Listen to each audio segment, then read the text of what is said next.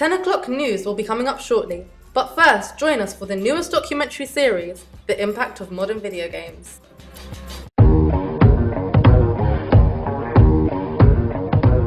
It's the 21st century, and technology now plays a huge role in our lives than ever before.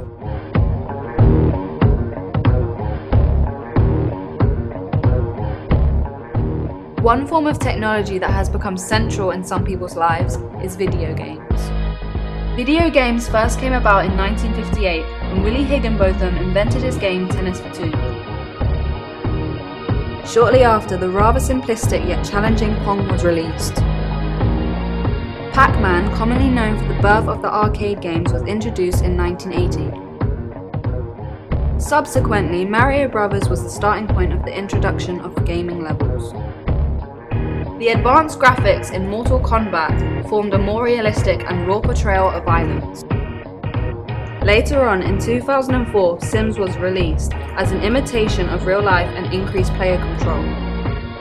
Shortly after, the game Angry Birds was available on mobile technology. As technology advances, people are now able to play video games on the go on a daily basis. The progression of video games led them to be incorporated into different genres, such as action games. For example, Call of Duty, roleplay games, adventure games, purpose games. So what effect does constant use of video games have on players? Games such as Flappy Birds are seen to provoke frustration that ultimately leads to aggression. It's the most irritating game ever because I can't get past like 2. Whereas, purpose games such as Wii Fit promotes a healthy lifestyle as players are able to participate in various activities such as yoga and aerobics. Are these effects becoming a problem or a solution for players?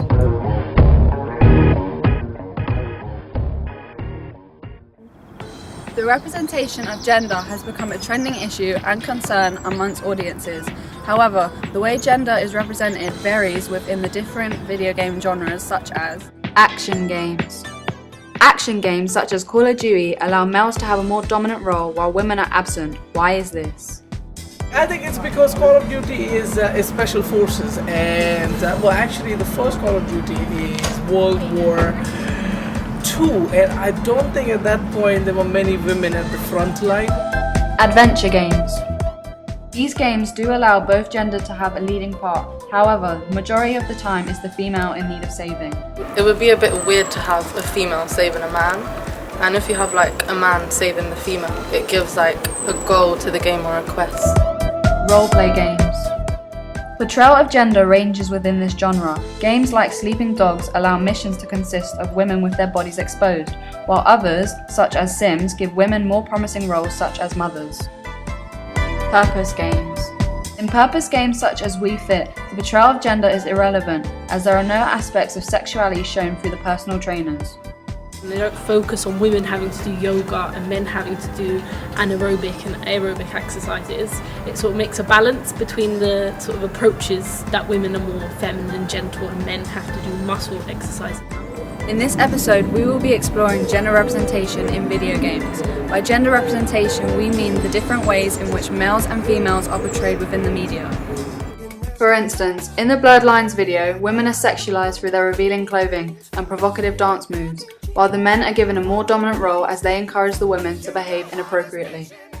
On the other hand, adverts such as Mr. Muscle give women a domestic role, while they portray men as a superhero whose duty is to help the woman in need.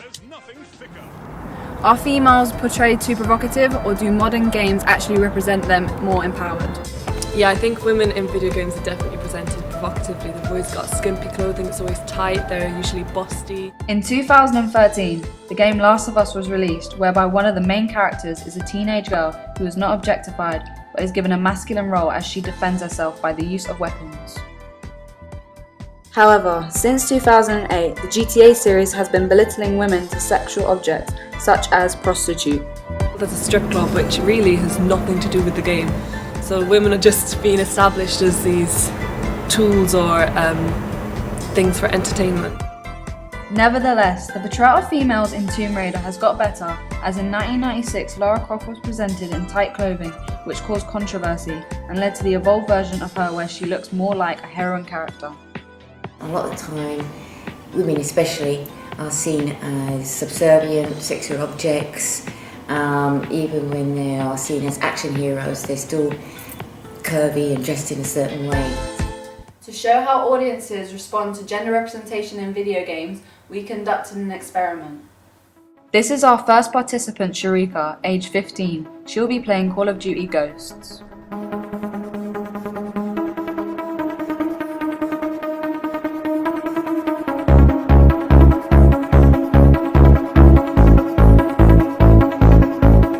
This is our second participant, Jerome, age 20. He will be playing Grand Theft Auto.